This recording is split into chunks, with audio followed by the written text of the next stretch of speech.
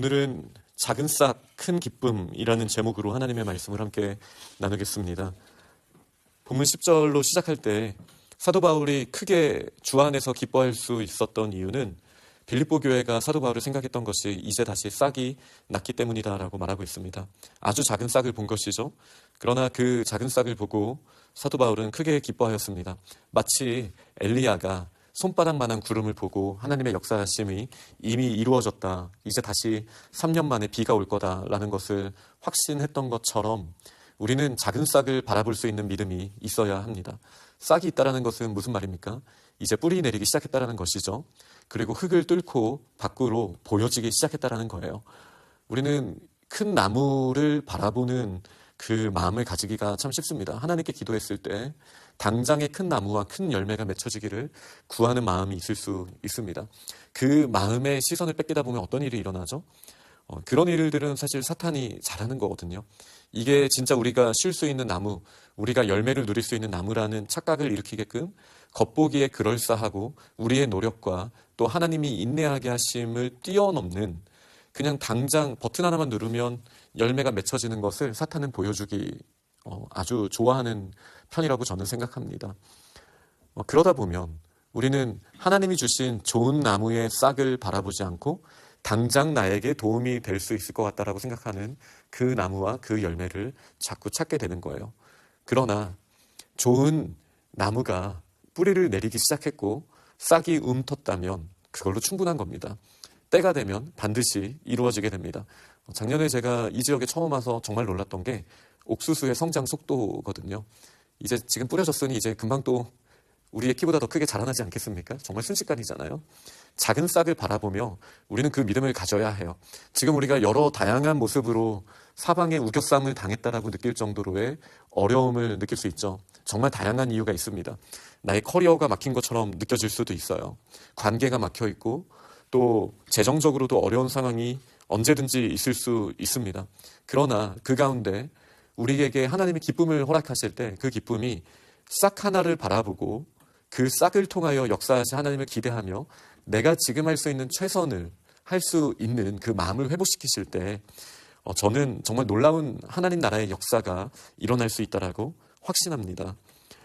그리고 이 말을 했을 때 오해할까 봐 사도 바울은 이런 표현을 합니다. 내가 궁핍함으로 말하는 것이 아니다.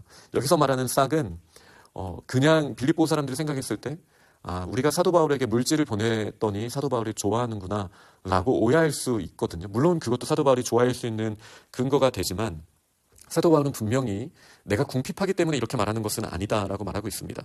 아주 뒤에 보면요, 이 일을 통해서 하나님이 너희들에게 오히려 더 풍성한 열매를 주시는 거다.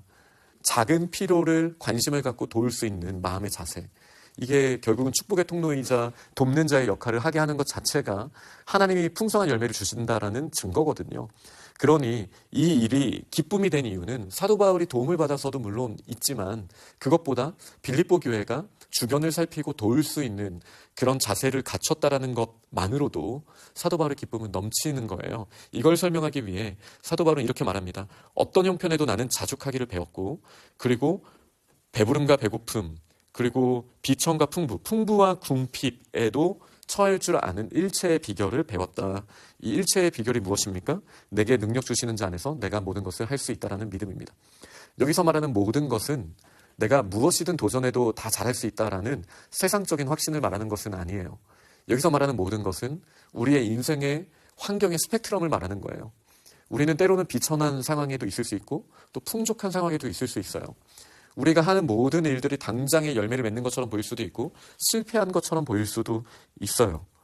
때로는 관계 가운데도 풍성함을 누리는 것처럼 느끼지만 때로는 너무나 외로운 상황을 우리는 경험할 수도 있습니다.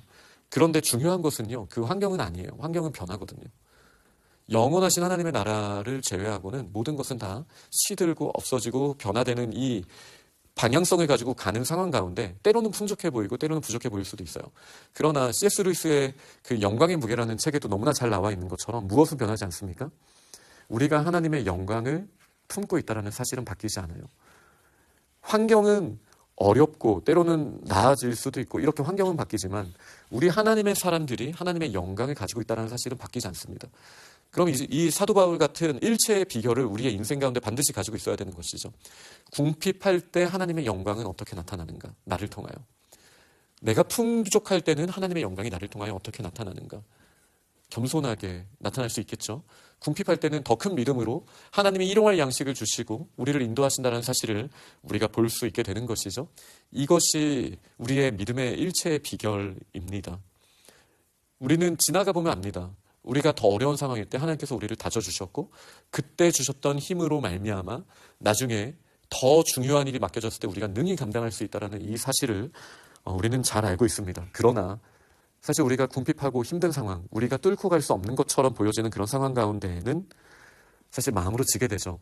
이 튀어나온 싹을 보면서 소중하게 여기지 못하고 마치 어린 왕자가 한 송이 장미꽃이 아닌 수많은 장미꽃을 바라보다가 그 한 송이 장미꽃의 소중함을 몰랐던 시절이 있었던 것처럼 우리는 이 하나의 싹이 튼 것을 바라보고 이것이 얼마나 놀라운 하나님의 역사로 나타날 수 있는지를 소중하게 여기지 못할 때가 있었습니다. 그러나 지금 힘들다고 생각하는 이때 우리는 손바닥만한 구름을 바라보고 이 싹이 움튼 것을 보면서 기뻐할 수 있기를 원합니다. 하나님의 역사하심, 살아계신 하나님이 지금까지도 인도하셨던 것처럼 지금 우리가 뚫고 나갈 수 없다고 생각할 수 있지만 자꾸 겉보기 좋은 큰 나무를 제공하겠다라는 사탄의 목소리가 우리에게 너무나 달콤하게 느껴지지만 이 싹에 아주 잠깐의 시간일지 조금 더 걸릴지는 우리는 알 수 없지만 물을 주고 우리가 최선을 다하며 나아갈 때 이게 반드시 시냇가에 심기운 나무처럼 시절을 따라 반드시 열매를 맺게 된다는 그 믿음을 가질 수 있게 되기를 원합니다. 이 빌립보 교회는요, 처음 유럽에 세워진 교회잖아요. 이 마게도니아 지역, 이 빌립보를 떠날 때에도 이 빌립보 교회만 마게도니아 지역을 떠날 때 사도 바울의 필요를 채워줬습니다. 데살로니가에 있을 때에도 한 번이 아니라 두 번이나 사도 바울을 챙겼던 교회입니다. 그러면서 사도 바울은 선물을 구하는 것이 아니다. 나에게 선물을 달라고 이런 말을 하는 게 아니라 너희에게 유익하도록 풍성한 열매를 구하는 것이다. 이렇게 관심을 갖는 것 자체가 너희들에게 유익한 일이다 라고 말하는 거예요. 또 이렇게 매여 있을 때 에바브로디도를 보내면서도 그냥 보낸 게 아니라 이제 준 것을 내가 받았다. 에바브로디도를 통해 준 것을 받았다. 사도 바울의 필요를 따라 그에게 무언가를 줬겠죠. 아마 제 생각에는 일상생활에 필요한 것뿐만 아니라 서신서를 쓸 수 있도록 이게 굉장히 비쌌거든요. 예전엔 종이라고 말할 수 있는 게 이런 면들을 사도 바울이 감옥에서 절대 구할 수 없는 것들을 보냈을 것이라고 저희가 생각해 볼 수 있습니다. 그런데 이 서신서를 쓸 수 있도록 만약에 종이를 보냈어요. 근데 이 빌립보서를 받게 되는 거 아닙니까? 우리는 이 부분을 바라볼 수 있어야 돼요. 그냥 싹을 바라볼 수 있어야 된다는 거예요. 아주 작아 보이지만 우리가 하나님의 나라에서 무언가를 섬기며 나아갈 때 그게 싹처럼 나오지만 이 빌립보서라는 어마어마한 나무로 풍성한 열매, 기쁨의 열매를 나눌 수 있는 나무로 결국은 성장하지 않았습니까? 우리가 섬기고 있는 캠퍼스 선교가 바로 저는 그런 모습이라고 생각합니다. 이곳에서 봤을 땐 싹밖에 보이지 않는 것이죠. 그러나 놀라운 열매를 하나님께서 반드시 주십니다. 저는 제가 어렸을 때 저희 아버지가 하셨던 그 말씀이 아직도 생생하게 기억이 납니다. 저희 부모님이 그 주일 되기 전에 항상 헌금을 굉장히 풍성하게 준비하셨던 걸 보면서 아깝지 않아요? 뭐 이런 말을 한 적이 있는데 근데 그때 저희 아버지가 물론 다른 맥락에서도 그 말씀을 또 하신 적이 있지만 돈이 왜 돈인 줄 아냐고 이 말씀을 하시면서 돈은 돌고 돌아야 된다라는 말씀을 하셨어요. 하나님이 나에게 맡기신 이 돈이 하나님의 나라를 위해서 쓰임받는 것은 너무나 마땅한 일이고 아름다운 일이다. 이런 맥락으로 저에게 하셨던 말씀이 제가 기억이 나요. 물론 이 맥락으로만 말씀하시지 않고 또 좋은 소비를 할 때에도 이 말씀을 하셨던 것을 제가 기억해 봅니다. 돈뿐만이 아니죠. 물질뿐만이 아니라 나의 열정, 나의 시간, 하나님의 나라를 위해 때로는 이게 하나의 미랄이 땅에 심겨지는 것처럼 우리가 묻을 수 있어야 됩니다. 지금 당장은 손해보는 것처럼 보이고 우리의 눈에 보이지 않는 것처럼 보이지만 반드시 싹이 나요. 그게 이제 사도 바울이 표현한 거잖아요. 너희의 생각이 다시 싹이 났다. 작은 보여지는 것이 있는 거예요. 그리고 시간이 지나면 큰 나무가 됩니다. 우리가 이 싹을, 좋은 나무의 싹을 소중히 여길 수 있으면 좋겠습니다. 그리고 그것에 대한 헌신을 부끄러워하지 않으면 좋겠습니다. 지금 우리가 어렵다 할지라도 남들은 다 큰 나무를 가지고 있지만 나는 왜 아직도 싹밖에 보지 못하지? 시간이 지나면 반드시 큰 나무가 되는 거예요. 큰 나무냐 좋은 나무냐가 중요한 것이지 이게 지금 당장의 크기가 어떠한가가 중요하지 않다는 것을 우리는 기억해야 합니다. 사도 바울은 이 말씀을 전한 다음에 이제 끝 인사로 합니다. 나의 하나님께서 그리스도 예수 안에서 영광 가운데 그 풍성한 대로 너희의 모든 쓸 것을 채우시리라 라는 축복의 말씀과 함께 하나님께 영광을 돌리고 그리고 서로 이제 문안합니다. 이 서신서를 통해서 우리가 기억해야 하는 것은 우리가 문안해야 하는, 인사해야 되는 폭이 조금 더 넓어져야 되고 조금 더 그 빈도가 높아지면 좋겠다라는 생각을 이 본문 마무리를 보면서 했습니다. 우리는 늘 인사할 수 있는 구역이 있죠. 그러나 그 구역을 넘어서도 우리는 성도들 간에 인사, 눈인사를 하고 또 교제를 할 수 있으면 좋겠습니다. 예수 안에 있는 성도에게 각각 문안하라. 나와 함께 있는 형제들이 너희에게 문안하고 모든 성도들이 너희에게 문안하되 특히 가이사의 집 사람들 중 몇이니라. 이 가이사의 집은 가이사와 가족이다라고만 생각하기는 어렵습니다. 이 로마의 일을 공식적으로 하는 사람들을 가이사의 집 사람들이라고도 표현을 했습니다. 여기에는 노예도 포함합니다. 근데 이것 자체가 작은 싹이죠. 사도 바울의 이 매여 있는 사도 바울을 통해서 가이사의 집도 빌립보 교회에 문안할 정도로 그리스도인이 되었어요. 아주 많은 숫자는 아니에요. 오늘의 맥락으로 표현하자면 작은 싹이죠. 그러나 이제 한 300년 정도가 지났을 때 로마의 국교가 되지 않았습니까? 이 기독교가요. 작은 싹이 큰 나무가 되는 거예요.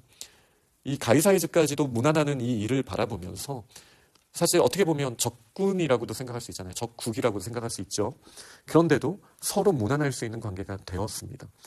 우리 교회 안에서 그리고 넓은 의미의 우리 가족들이 그리고 일터에서 우리는 정말 가족같이 문안할 수 있는 관계를 맺어가야겠습니다. 말씀을 맺겠습니다. 오늘의 키워드는 이 작은 싹 또 큰 기쁨입니다. 작은 싹을 바라보고도 우리는 기뻐할 수 있어야 합니다. 사도 바울처럼 궁핍에도 처할 수 있죠. 때로는 풍족함을 누릴 수도 있습니다. 이 모든 것 가운데 하나님께서는 모든 상황을 우리에게 유익하라고 허락하셨다는 이 믿음을 가져야 해요. 그리고 그 가운데 신실하게 하나님을 의지하면서 작은 싹을 바라보면서도 큰 기쁨. 이게 이전에 말씀 나눈 것처럼 보자면 작은 싹을 바라보면 우리는 당연히 미래를 보는 거거든요. 표대를 향하여 가는 거예요. 그 믿음으로 나아가면서도 우리가 함께 문안하면서 우리 주변의 사람들을 돌아보고 우리의 기쁨이 더욱더 풍성해질 수 있는 그런 믿음의 공동체가 될 수 있기를 간절히 축원합니다. 아멘.